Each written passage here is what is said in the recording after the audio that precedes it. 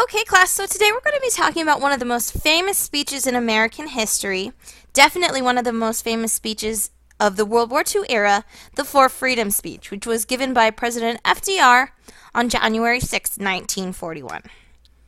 Our goal today is to understand FDR's For Freedom speech and its legacy, so we want to know the impact of it and why it was so important. If you have any questions about any part of this presentation, please write them down and bring them with you to class so we can discuss it when we meet back together. Before we get too far into this, let's review. Let's talk about what we know. Let's tap into our prior knowledge on what was going on in the world at this time. World War II had begun and was raging in Europe and the Pacific. Many Americans remembered the horrors of World War I and believed that U.S. involvement had been a mistake, and as a result, they were adamantly against continued intervention in European affairs. We were practicing a policy of isolationism. Remember this term. This is one of our key terms we talked about. We wanted to stay isolated from the rest of the world, so we stayed within our own borders. We didn't want to interfere in European or the Pacific politics, problems, any of that.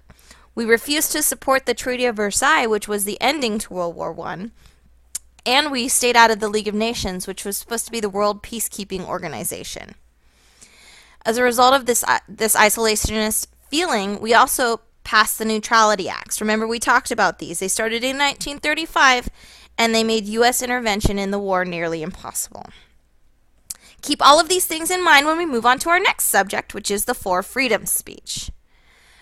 Now I want you to pull out the worksheet that I gave you today before you left, the one that looks like this. This is going to be your guide for today's lesson. Looking at this worksheet, there are 4 different sections. There's freedom of speech, freedom of worship, freedom from want, and freedom from fear. I'm going to show you a painting by Norman Rockwell, who was a very famous painter of the time, and he played a big part in the culture of the time with his paintings because a lot of them were used as propaganda.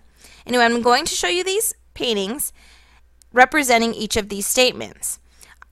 I want you to write down what you think each statement means and make your own predictions with the information given. So let's go into the first one. I'll give you an example. Freedom of speech. This is Norman Rockwell's painting. So based on this picture, go to your worksheet and predict what you think FDR means by freedom of speech. So for example, I'll go up here, I'll go to my prediction spot, and in here I'm going to type in that I think freedom of speech means, based on this picture, the ability to stand up in a crowd and say how you feel without any sort of repercussions. So that would be my prediction. So go ahead and pause right now if you need time and write in your own predictions on your worksheet. I'm going to move on to the next slide, so go ahead and pause. So now we're going to repeat the process for each freedom. Here is a painting representing freedom of worship. Based on this picture, go back to your worksheet and predict what you think it means to have freedom of worship, and write it down in the right spot. Pause the video because I'm going to move on to the next painting for you. Freedom from want. Okay, here's the painting Freedom from Want. Based on this picture, you do the same thing. I understand that want is used differently than we are normally used to using the word want, so go ahead and just make your best guess. Use that wonderful brain of yours and infer what you think is meant by freedom from want. Go ahead and pause the video if you need to, because I'm going to move on to the next picture. Here is the last one, and this is freedom from fear. So go ahead and pause the video for however long you need and write down your predictions. Now that we've all made our predictions, we're going to listen to the actual speech. As FDR discusses each freedom, I want you to go to the corresponding spot on your worksheet and fill in what is FDR's meaning. Here's the link to the speech. Go ahead and click on it, and if for some reason that doesn't work, don't sweat it. Just go ahead and copy and paste this link and put it in your browser, and it'll take you to the YouTube page. Speech is about 1.5 minutes, so it won't take very long, but I want you to listen to what he's saying and write down what he means by each freedom. So freedom of speech, he means this. Freedom of worship, he means this, so on and so forth. Go ahead and pause this video so you can watch that one, and then we'll restart in a second.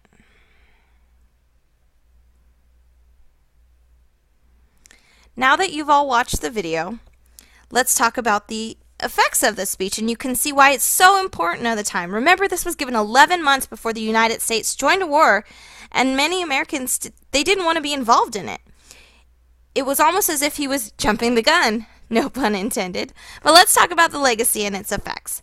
Instead of the belief in complete isolationism, this speech helped to rally support for the war effort. These freedoms that he discussed became a theme used throughout the war to justify American involvement and actions taken. These freedoms were seen as human rights and not just as rights that Americans should have, but that all humans should have. So the idea of these freedoms also increased human rights awareness. And lastly, it paved the way for many of the concepts that became central to the UN. And remember, we've talked about the UN. We'll get into the subject a little bit deeper when we meet back together. But this speech helped to create the backbone for many of the concepts that the UN enforces and utilizes.